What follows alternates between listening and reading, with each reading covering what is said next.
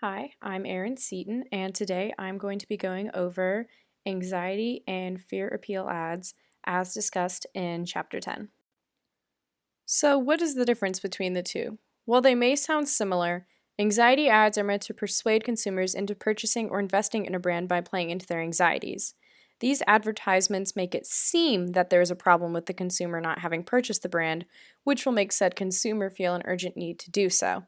Most anxiety ads tend to be a form of social anxiety ads, meaning that these ads cater to people's fear of negative social judgment if they don't invest in what's being advertised.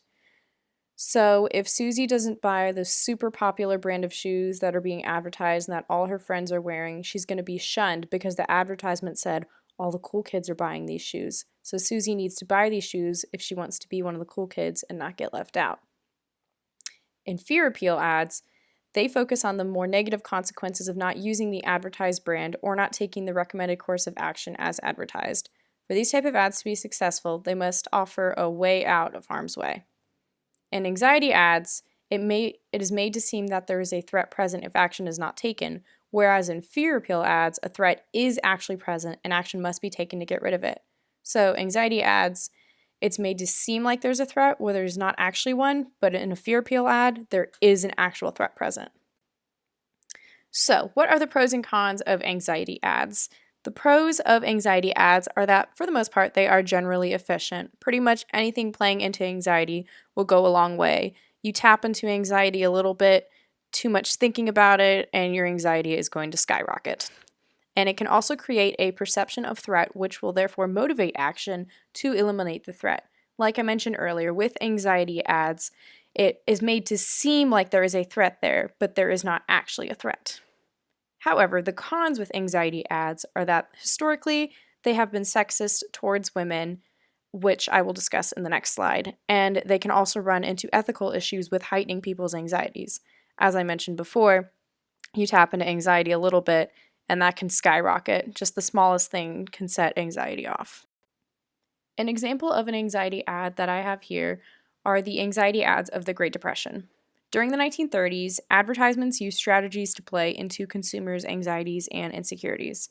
But at this point, consumers were accustomed to the dirty play of the advertising industry and began to resent these sort of ads, regardless if they were effective or not. Now, major anxieties of the day, as in one of the biggest ones, were losing one's job. As we were in a financial crisis, the unemployment rate skyrocketed and it was very hard to find or keep a job. So losing one's job meant not being able to provide for the family or just looking like a bad spouse because you were not able to provide for the family.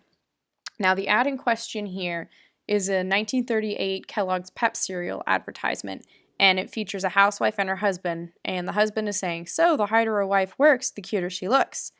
And the little cartoon in the bottom has the husband essentially saying, "Oh, you're so full of energy after working in the house all day. Meanwhile, after my job, I'm just so tuckered." And she said, "Well, vitamins, darling. I always get my vitamins. Vitamins for Pep, Pep for vitamins. Because if you eat your Kellogg's Pep cereal, you will have lots of energy to clean the house."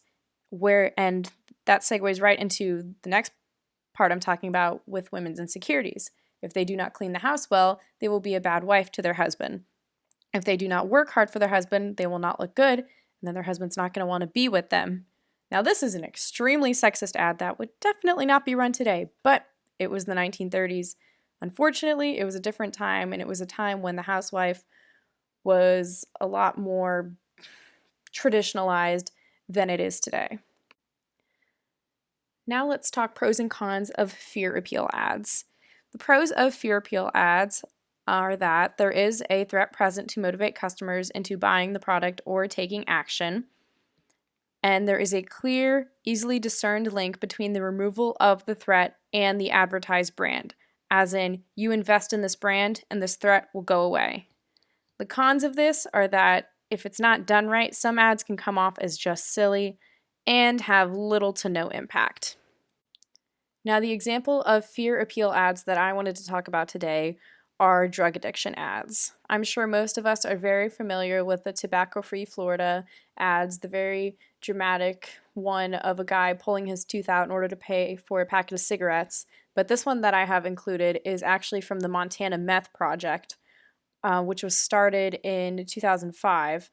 And this advertisement shows a meth user's mouth, and the caption says, "You'll never worry about lipstick on your teeth again," meaning because meth is destroying your teeth, you're not going to have any teeth, and her lips are pretty cut up due to the meth usage.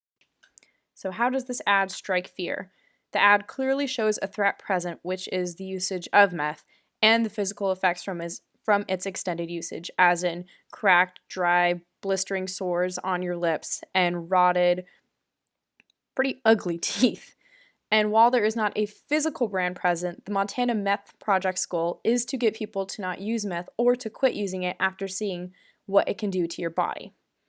And how does this offer an out of harm's way? The project offers a way out of harm's way by attaching the phone number to their help hotline, meaning that a meth user who sees this ad or somebody who knows a meth user could call the hotline to help get themselves or a loved one out of harm's way.